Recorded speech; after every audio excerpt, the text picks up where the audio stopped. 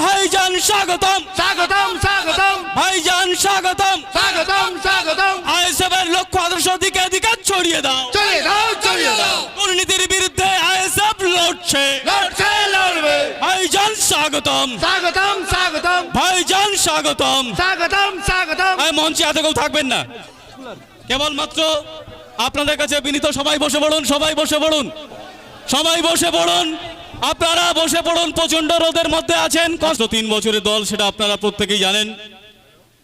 সেই 3 বছরের দল শাসকের চোখে চোখ রেখে লড়াই করছে সারা পশ্চিমবঙ্গ জুড়ে। সবথেকে বেশি সংগঠন, শক্তিশালী সংগঠন আমাদের এই দক্ষিণ 24 পরগনা। সেই দক্ষিণ 24 পরগনার মধ্যে অন্যতম লোকসভা কেন্দ্র জয়নগর লোকসভা কেন্দ্র। জয়নগর লোকসভা কেন্দ্রে আমাদের প্রার্থী মেঘনাদ হালদার মহাশয়, তিনি দীর্ঘদিন লড়াইয়ের সঙ্গে সংযুক্ত আছেন। বিভিন্ন সময় অসহায় মানুষের, বঞ্চিত মানুষের, খেটে খাওয়া মানুষের বিভিন্ন দাবি দাবা নিয়ে বিভিন্ন গণসংগঠনের মাধ্যমে লড়াই করে আসছেন। আমরা সেই রকম একজন মানুষকে পেয়েছি যে জয়নগর লোকসভা কেন্দ্রের প্রার্থী হিসেবে। আমরা প্রত্যেকে নিজ নিজ ক্ষমতা এবং দক্ষতায় আমাদের বুথে, আমাদের অঞ্চলে গলা ফাটাবো মেঘনাদ হালদারের জন্য, ইন্ডিয়ান সেকুলার ফ্রন্টের আদর্শ লক্ষ্যকে বাস্তবায়িত করার জন্য। আমরা যারা মাঠে ময়দানে কাজ করছি, বেশ কয়েকটা প্রশ্নের সম্মুখীন আমরা হচ্ছি যে ইন্ডিয়ান সেকুলার ফ্রন্ট, আইএসএফ বিজেপির হয়ে কাজ করছে। বন্ধু, আমরা বিজেপির হয়ে কাজ করছি না, আমরা মানুষের জন্য কাজ করছি, আমরা পিছিয়ে পড়া মানুষের জন্য কাজ করছি, আমরা পিছিয়ে পড়া মানুষের অধিকার আদায়ের জন্য কাজ করছি, আমাদের যাদের দেয়ালে পিঠ ঠেকে গেছে আমরা এগিয়ে যাওয়ার জন্য লড়াই করছি। আমরা কোনোভাবেই আমরা আঘাত দিয়ে কাজ করি না, কাউকে দুঃখ কষ্ট দিই না, কাউকে যন্ত্রণা দিয়ে আমরা কাজ করতে চাইছি না। আমরা শুধুমাত্র আমাদের লক্ষ্য এবং উদ্দেশ্য মানুষের অধিকারকে প্রতিষ্ঠা করা। বিভিন্ন প্রশ্ন পাড়ায় পাড়ায় গেলে দেখবেন বিভিন্ন প্রশ্ন করে যে ভাই আইএসএফকে যদি ভোট দিই এই মুহূর্তে বিজেপি চলে আসবে। যারা কর্মী সমর্থক এসছেন আপনাদের কাছে অনুরোধ, আপনারা বোঝাবেন গত বিধানসভা এবং লোকসভা নির্বাচনে, বিধানসভায় সামান্য কয়েকটা আমাদের প্রার্থী ছিল, কিন্তু লোকসভা নির্বাচনে আইএসএফ দল প্রতিষ্ঠিত হয়নি। সেই সময় পশ্চিমবঙ্গে 18টা সিট কিন্তু বিজেপির হয়েছে। তাহলে সেই জায়গায় দাঁড়িয়ে কার সাহায্যে বিজেপি 18টা সিট পেয়েছে সেটা কিন্তু আমাদেরকে বুঝিয়ে দিতে হবে।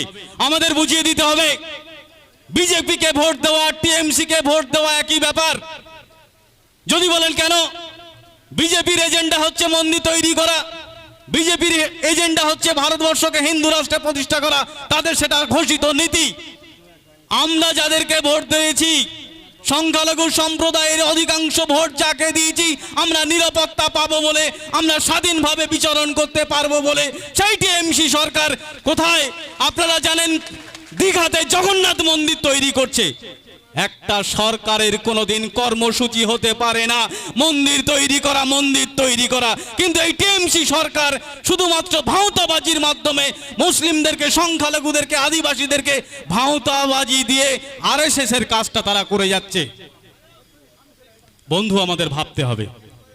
বন্ধু, আমরা বিধানসভায় আমাদের একটা মাত্র এমএলএ নওশাদ সিদ্দিকী ভাইজান, আপনারা জানেন প্রতিষ্ঠা দিবসে কিভাবে মাথার টুপিটা পড়ে যাচ্ছে, তিনি এক হাতে গুড়ানোর চেষ্টা করছেন। সেই সময় এই টিএমসি সরকারের পুলিশ তাকে টানতে টানতে নিয়ে যাচ্ছে। আমাদের টুপিটাকে আমরা মাথার তাজ মনে করি, সেই তাজটা যখন পড়ে গেল, এই টিএমসির কোন নেতা মন্ত্রীর, কোন নেতৃত্বকে এই নিয়ে প্রতিবাদ জানায়নি। সংখ্যালঘু তোষণ করছো বন্ধু, না সংখ্যালঘুদের সর্বনাশ করছো। আমরা এর আগে একদিন দেখেছি একটা সংখ্যালঘু প্রতিবেশী যে আঘাতপ্রাপ্ত হলে সংখ্যালঘু ভাইদের দ্বারা তাকে আঘাতপ্রাপ্ত করা হচ্ছে। যতগুলো এই পঞ্চায়েত নির্বাচনে আপনারা দেখেছেন যেখানে সংখ্যালঘু আদিবাসী অধ্যুষিত বুথ আছে, সেই বুথগুলোতেই টার্গেট করে ছাপ্পা মারা হয়েছে সংখ্যালঘু ভাইদের দ্বারা। যেখানে বিজেপি অধ্যুষিত বুথ আছে সেখানে কোনো রিগিং হয় না, রিগিং করে না। তার কারণ হচ্ছে সংখ্যালঘুদের গলার টুটি টিপে তাদেরকে বসিয়ে রাখো, মাথা উঁচু করে যেন দাঁড়াতে না পারে। আমরা লড়াই করতে এসেছি, আমরা আমাদের অধিকার প্রতিষ্ঠা করতে এসেছি। আমরা স্বাধীনতা করেছি, ভারতের স্বাধীনতা আমরা দিয়েছি। তাই এই মুসলিম সংখ্যালঘু আদিবাসী এসটি এসসিরা যদি জাগ্রত হয়, তাহলে আমরা ব্রাহ্মণ্যবাদী যারা দল আছি, আমরা ব্যানার্জি চ্যাটার্জি যারা আছি, আমাদের আর ক্ষমতায় থাকা হবে না বন্ধু। তাই এই অসহায় বঞ্চিত মানুষকে টুটি টিপে ধরার জন্য আইএসএফকে বারবার বলা হচ্ছে যে এরা বিজেপির হয়ে কাজ করছে। আমরা বিজেপির হয়ে কাজ করছি না বন্ধু।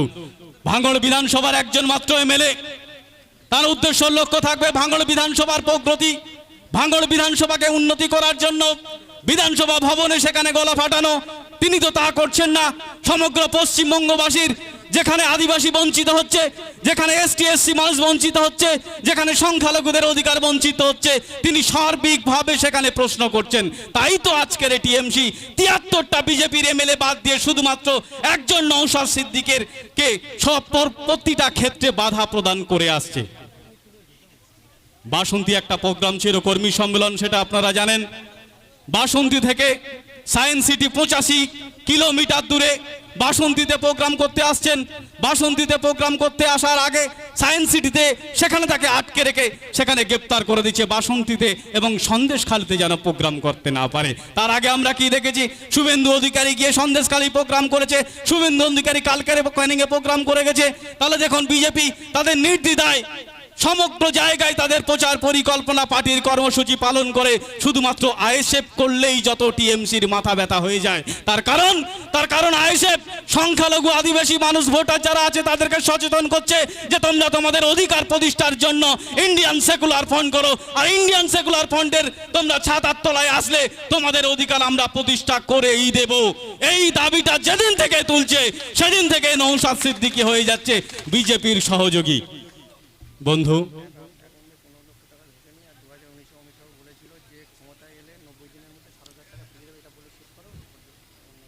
আরেকটা বিষয়, ভাঁওতাবাজির একটা শেষ আছে।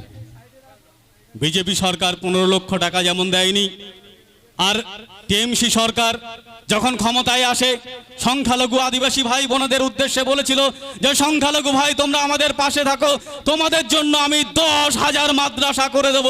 সেই 10,000 মাদ্রাসার পরিবর্তে এখন মাদ্রাসায় শিক্ষক অভাবে উঠে যেতে বসেছে। শুধু তাই নয়, আরেকটা জিনিস, একটা রাজ্য সরকারের কোনোদিন কর্মসূচি হতে পারে না। দেখবেন আমরা হিন্দু মুসলিম সবাই সুষ্ঠু সুন্দরভাবে বসবাস করি। ভাইজান ঢুকে গেছে ভাই, সামনে থেকে রাস্তাটা একটু ছেড়ে দিন, একদম চলে এসেছে। আর কিন্তু এ নয়, আপনারা কিন্তু সারিবদ্ধভাবে চলে আসেন, চলে আসেন, চলে আসেন, তোমরা চলে আসেন। আইএসএফ জিন্দাবাদ, জিন্দাবাদ জিন্দাবাদ, আইএসএফ জিন্দাবাদ, জিন্দাবাদ জিন্দাবাদ, আইএসএফ লড়ছে, লড়ছে লড়বে, এই চোরদের বিরুদ্ধে, লড়ছে লড়বে, আরে চাল চোরদের বিরুদ্ধে লড়তে হবে একসাথে, আরে চাল চোরদের বিরুদ্ধে, আইএসএফ লড়ছে, চাকরি চোরের বিরুদ্ধে, আইএসএফ লড়ছে, আরে রাস্তা চোরের বিরুদ্ধে, আইএসএফ লড়ছে, আরে জব কার্ডের টাকা চুরিদের বিরুদ্ধে, আইএসএফ লড়ছে, আইএসএফ জিন্দাবাদ, জিন্দাবাদ জিন্দাবাদ, ভাইজান জিন্দাবাদ, জিন্দাবাদ জিন্দাবাদ, ক্যানিং এ ভাইজান স্বাগতম, স্বাগতম স্বাগতম, ভাইজান স্বাগতম, স্বাগতম স্বাগতম। এখন মেঘনাদ হালদার আমাদের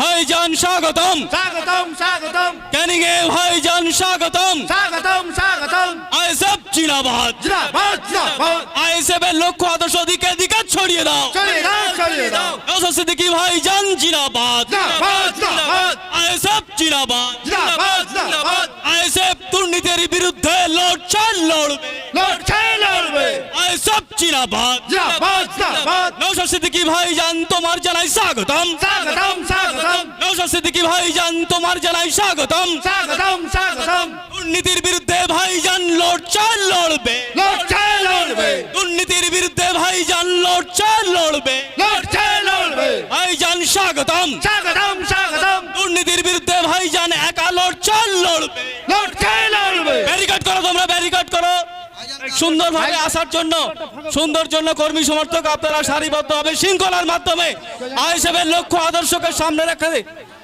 ভাইজানের গায়ে কেউ টাচ করবেন না, সামনে থাকবেন না, সামনে থাকবেন না, সব ভাইজান স্বাগতম, স্বাগতম স্বাগতম।